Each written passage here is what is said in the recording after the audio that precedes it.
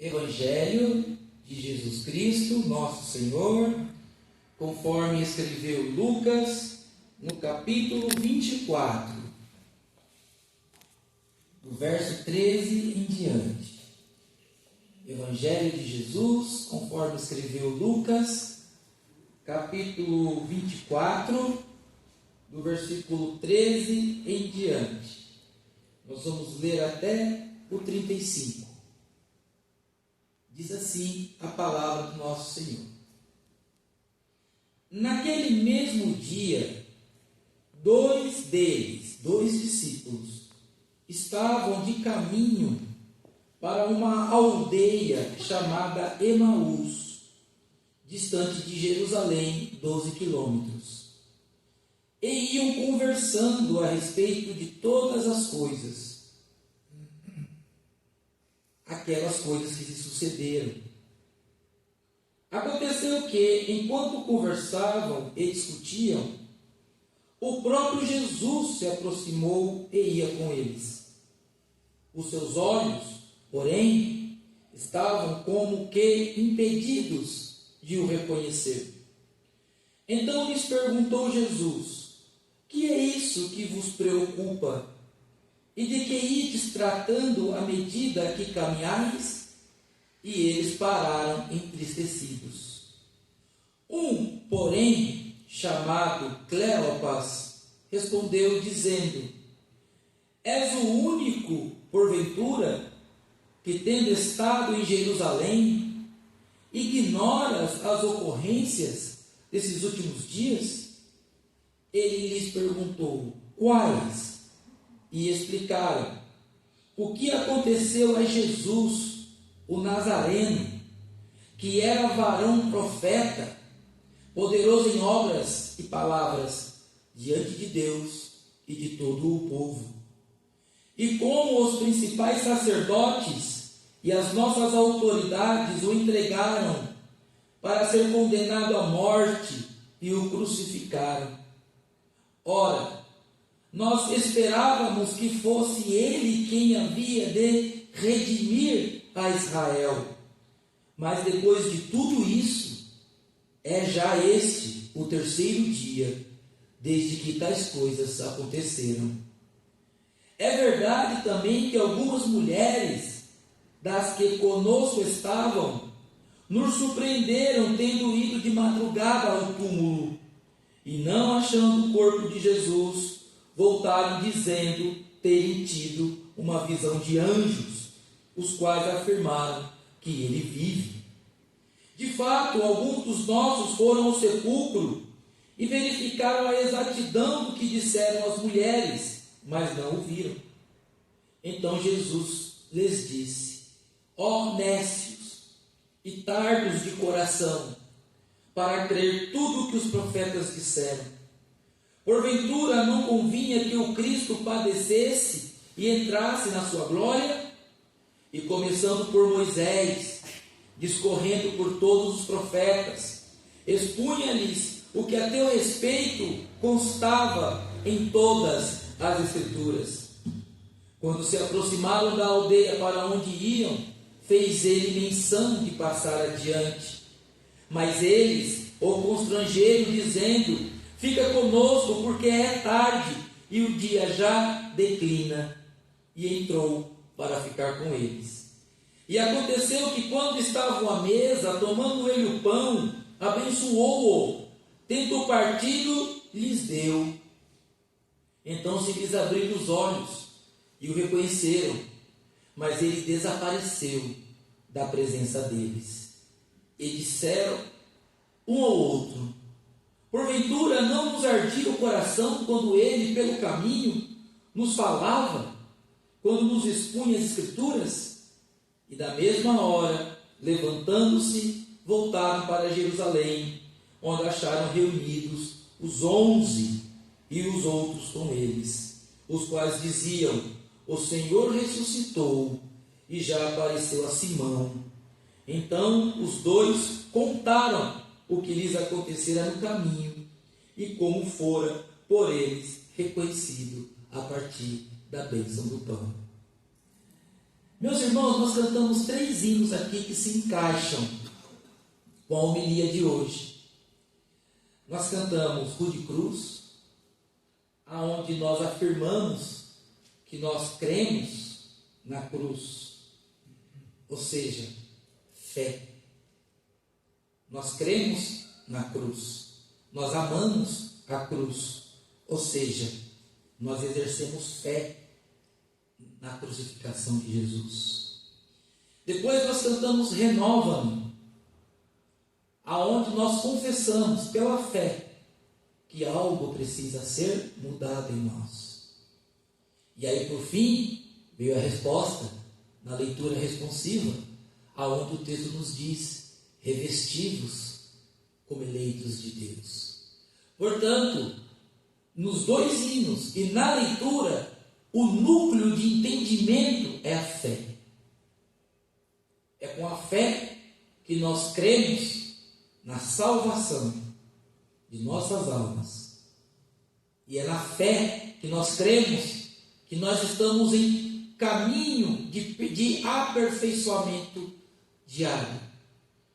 E pela fé também nós somos chamados a nos revestirmos, não como alguém do mundo, mas como pessoas que já foram eleitas por Deus para alcançar a estatura da medida de Cristo e reinar com Ele para sempre.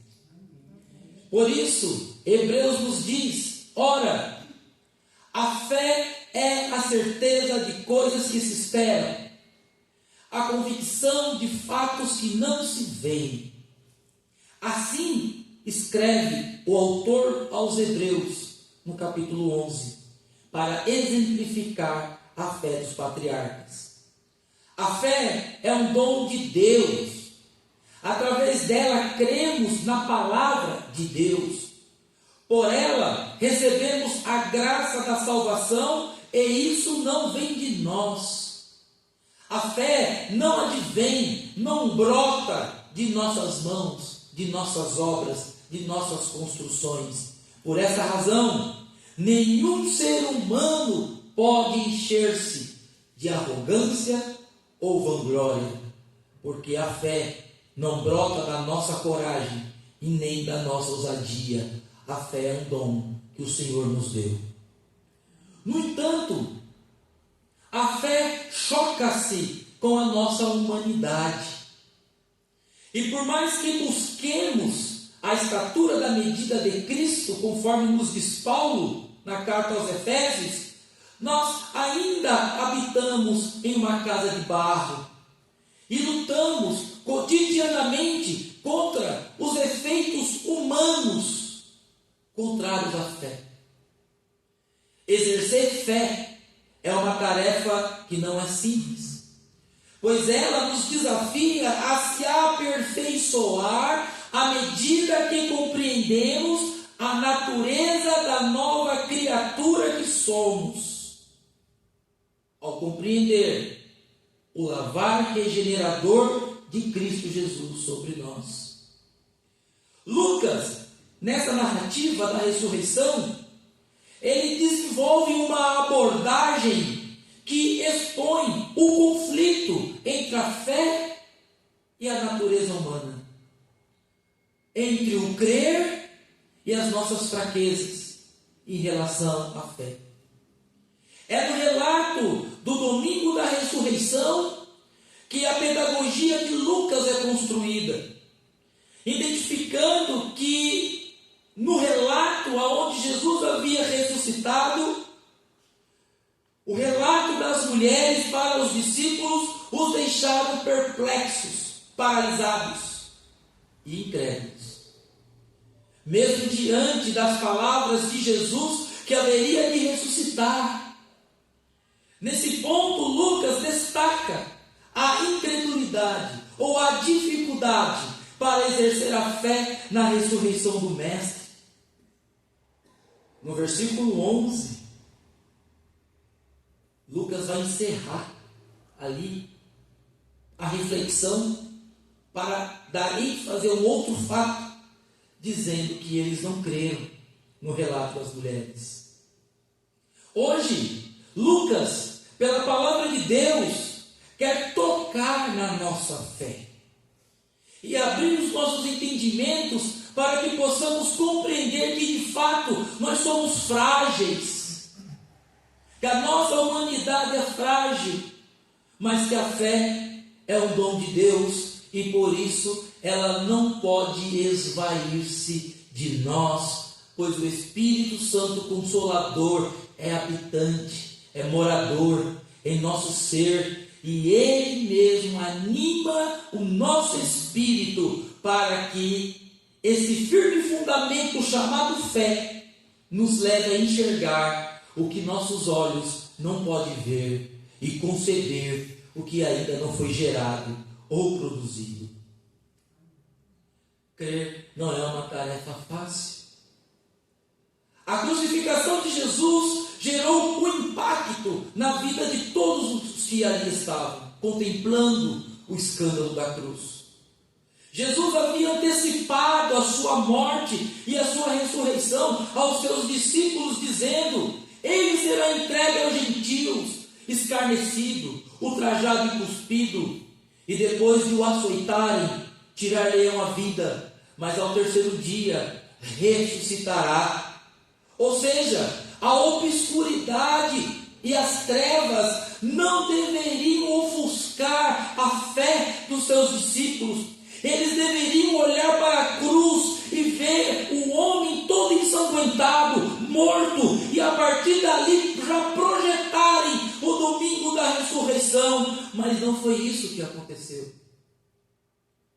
A violência da morte em crucificação criou um torpor na consciência dos discípulos, e por essa razão o espanto, misturando com o êxtase das mulheres que estiveram no túmulo e foram contempladas pelo anjo que talvez já as aguardava para que elas anunciassem aos apóstolos a ressurreição.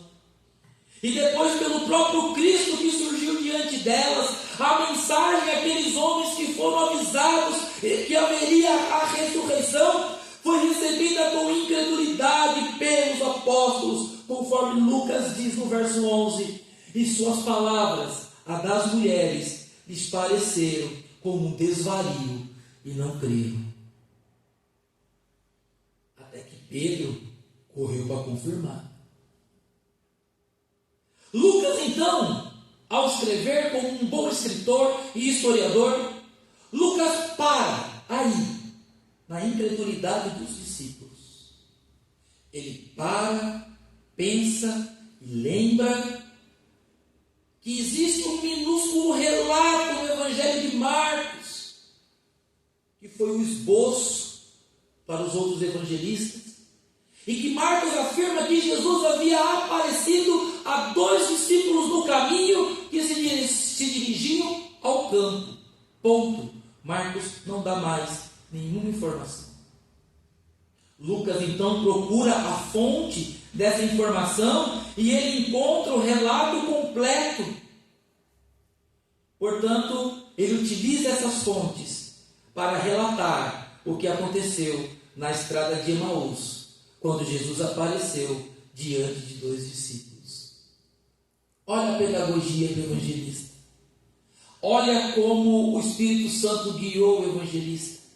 Em Jerusalém, os discípulos tiveram dificuldade para crer no relato das mulheres. Lucas então viaja 12 quilômetros para poder articular o versículo 11 também com o que aconteceu na estrada de Emaús, no mesmo domingo da ressurreição.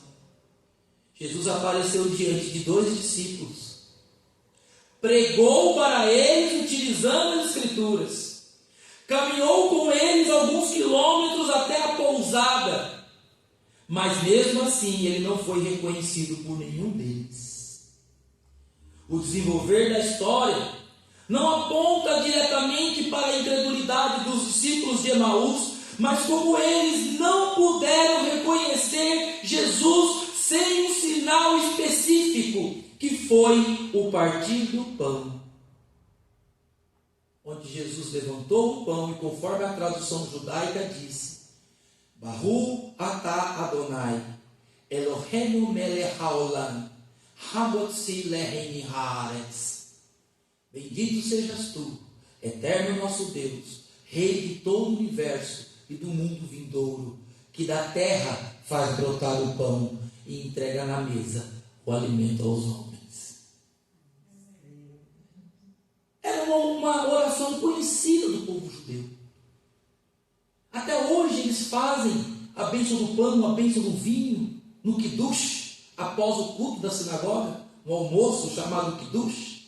Eles levantam a taça, levantam o pão e citam a oração de sua tradição. Mas havia algo diferente na forma com que Jesus fazia a bênção tradicional. E foi naquele momento que eles reconheceram que era Jesus. A narrativa de Lucas aponta para a história dos discípulos de Emaús, que se une à notícia por parte das mulheres que havia visto os anjos e o próprio Jesus. Incredulidade e não reconhecimento. Podemos olhar para nós mesmos e compreendermos as nossas fraquezas? A incredulidade dos discípulos não pode ser considerada como a incredulidade dos ateus. Eles não estavam negando a Jesus, mas tiveram dificuldade para crer de imediato sem uma prova palpável. Eles não puderam crer no testemunho das mulheres. E os discípulos de Emaús não negaram a ressurreição, até citaram a mesma, falando que ele haveria de ressuscitar e que já havia relatos de que isso já havia acontecido. Jesus então exclama: honestos e tardios de coração, para crer em tudo que os profetas disseram. Meus irmãos e minhas irmãs, o Espírito de Deus habita em nós e Ele alimenta a nossa fé. Mas muitas vezes os impactos da vida nos fazem tombar de um lado e tombar do outro.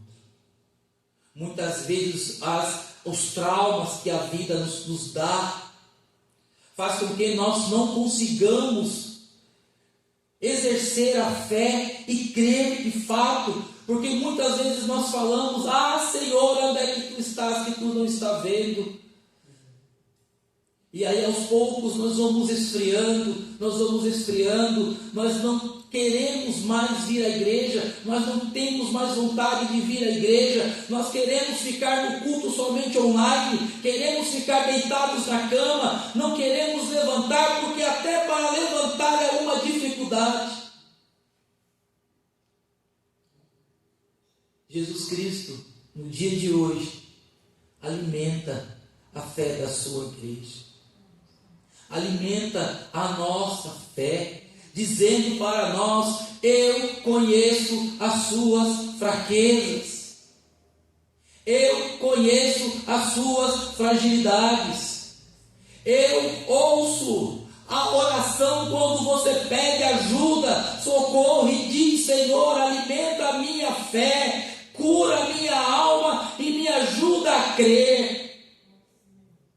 Porque o peso da vida está difícil e isso está minando a minha fé. Glória a Jesus. Todo o poder e toda a honra seja dada ao nosso Deus. Os discípulos não puderam crer. Os discípulos não puderam reconhecer.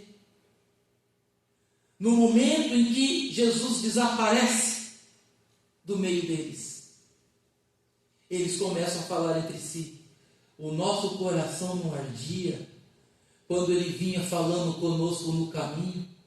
O Espírito Santo estava gritando dentro deles e dizendo: é Jesus que está do lado de vocês, é Jesus que está falando com vocês, é o Cristo ressuscitado que está do lado de vocês. Mas o torpor, mas o trauma, mas as dificuldades, o peso na alma, tudo isso fazia com que eles não conseguissem discernir a voz do Espírito Santo que gritava na alma deles, dizendo: você está no caminho certo, esse é Jesus. Eu conheço suas fraquezas e suas fragilidades, mas Jesus está com você, Jesus está ao seu lado, Jesus caminha com você, e mais profundo que isso, Jesus habita em você, desde o dia em que Ele te chamou e fez você olhar para o céu e reconhecer a graça comum, e olhar para a cruz e reconhecer que você foi escolhido, que você foi escolhida, e por isso você foi lavado e lavada, e remida no sangue do Cordeiro.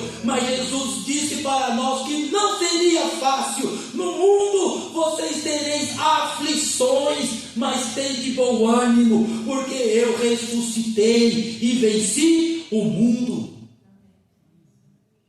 E venci o mundo.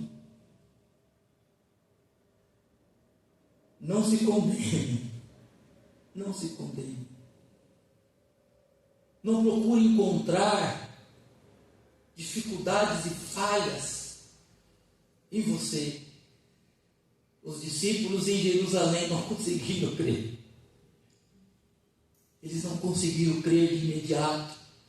E os discípulos da estrada de Emaús também não conseguiram reconhecer de imediato. Quando Jesus mostrou algo palpável, aí eles conseguiram crer. No terceiro ponto, Lucas une as duas narrativas. A narrativa de Jerusalém e a narrativa de Emaús, dizendo que os discípulos correram até Jerusalém, 12 quilômetros. Eles correram, fizeram um bom exercício. Quando chegaram em Jerusalém, que abriram o lugar onde os discípulos estavam, vocês não acreditam o que aconteceu com a gente. Jesus apareceu e serviu o pão, e nós não reconhecemos. Não, mas todo mundo aqui também já viu. Ele já apareceu a Pedro, as mulheres também viram, e eles estavam todos atônitos. E Jesus fez o quê? Apareceu no meio deles e disse: a paz esteja convosco. É isso o que Jesus traz para a igreja hoje. Eu conheço suas fraquezas, sua falta de fé. Eu conheço a sua dificuldade para crer. Eu sei que as dificuldades da vida estão pesando. Eu sei disso, mas tenha paz. Tenha paz. Jesus está te dando paz. Os discípulos então ficam pasmados. E Jesus no verso 38 diz: por que estáis perturbados? Por que o vosso coração está perturbado? Por que você está tendo taquicardia se você não tem nem problema cardíaco? Por que seu coração está acelerado? Por que sua cabeça está acelerada? Por que tem tantas vozes na sua cabeça que não deixa nem você dormir direito, de tantas vozes na sua cabeça? Olha, tenha paz. Jesus está falando com você. Tenha paz. Purifique a sua mente, eleve a sua mente, pense nas coisas do alto, porque Jesus está falando com você e você não está conseguindo entender, compreender, discernir a voz de Deus devido a tantas ocupações que está na sua cabeça. O Espírito Santo está gritando dentro da sua alma para que você entenda que Ele está junto com você, passando com você, sofrendo com você e te fazendo também se alegrar nos momentos de dificuldade. Vede as minhas mãos e os meus pés. Eu sou eu mesmo. Eu não sou um perispírito, como dizem os espíritas kardecistas, a forma humana do espírito. Sou eu mesmo. Apalpe, verifique, carne nem ossos, como vedes que eu tenho. Dizendo isso, mostrou as mãos e os pés. E o que ele diz no verso 41? E por não acreditarem eles ainda. Olha só, eles não creram no começo da narrativa. Os discípulos da cidade de Emaús não conseguiram reconhecer. Jesus agora estava no meio deles e eles ainda não conseguiram libertar-se e crer. E aí Jesus fez algo interessante. E por não acreditarem eles ainda, por causa da alegria, não conseguiram crer. E estão admirados, Jesus disse: tem aqui alguma coisa de comer? Então eles apresentaram um pedaço de peixe assado e um favo de mel. E Jesus sentou e mastigou diante deles. Se nós continuarmos a narrativa, nós vamos ver que Jesus teve que insistir na catequese.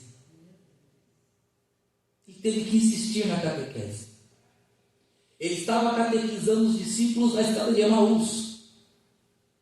E agora que está todo mundo reunido, que vocês viram que eu estou aqui, que eu avisei a vocês antecipadamente que tudo isso aconteceria, e que a ressurreição também seria um fato cósmico, espiritual, profundo e extraordinário. Portanto, agora, meus discípulos, sentem aqui, olha só o que diz as Escrituras sobre mim.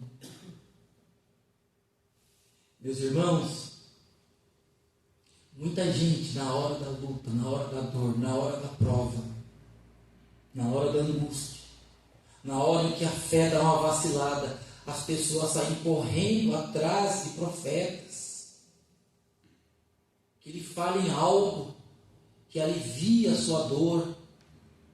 Mas Jesus diz para você o seguinte: eu conheço o seu endereço.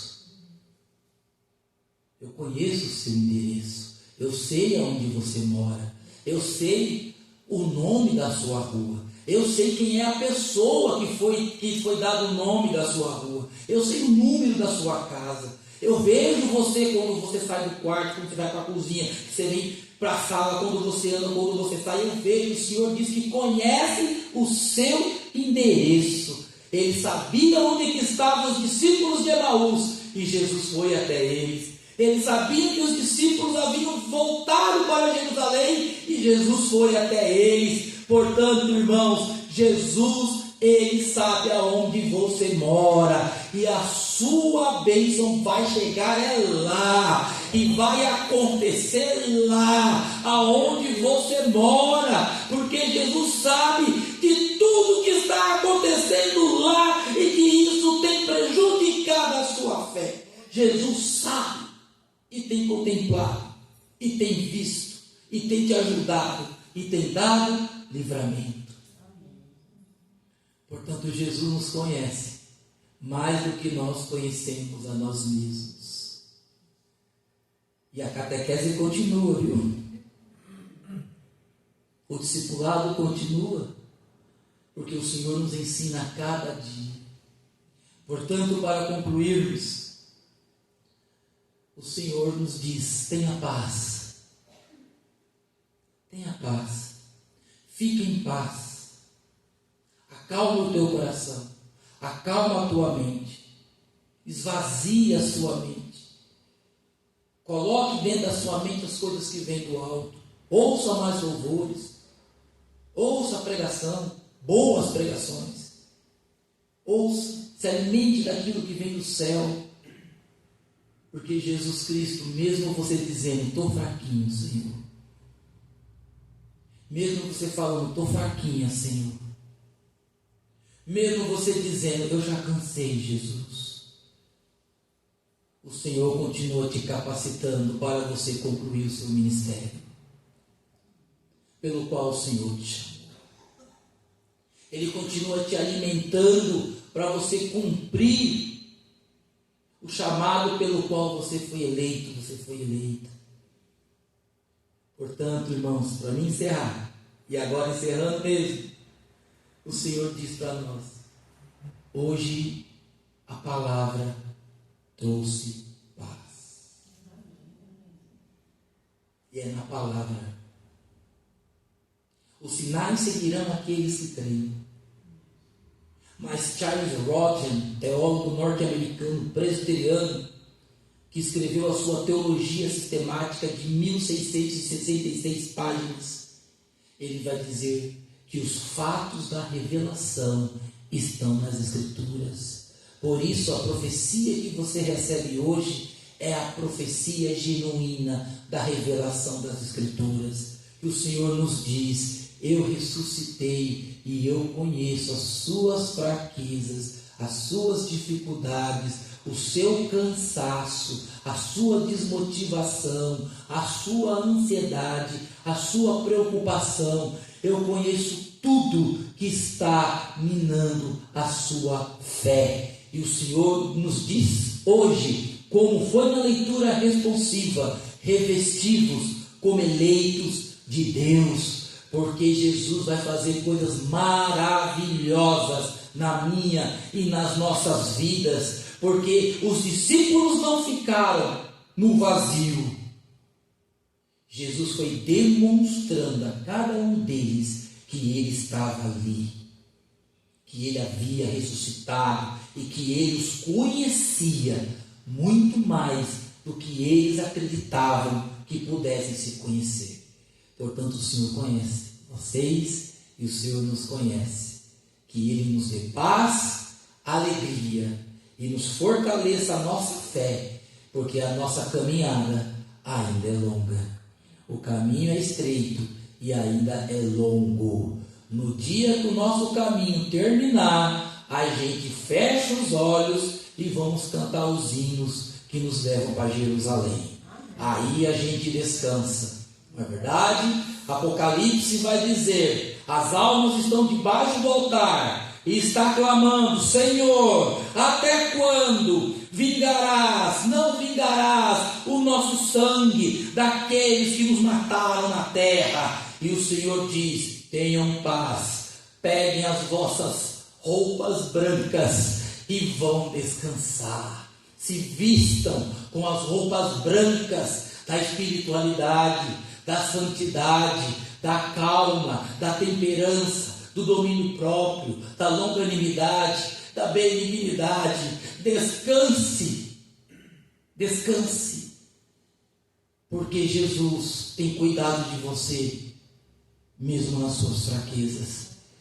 E Ele tem dito: você diz que é fraco, mas você é forte, porque mesmo com essas dificuldades, você está caminhando, você está andando, você está vindo, você está participando, você está tentando se fortalecer, e Cristo Jesus vai cumprir essa obra, vai concluir essa obra. Mas o Senhor nos diz: descanse, descanse, que o caminho ainda é longo, e as lutas não vão parar, as tribulações não vão parar, as dificuldades não vão parar, mas em cada uma delas o Senhor nos dá um grau a mais de fé, para que a gente possa sair vitorioso e depois diga para os mais jovens: tenha calma, porque eu já passei por isso.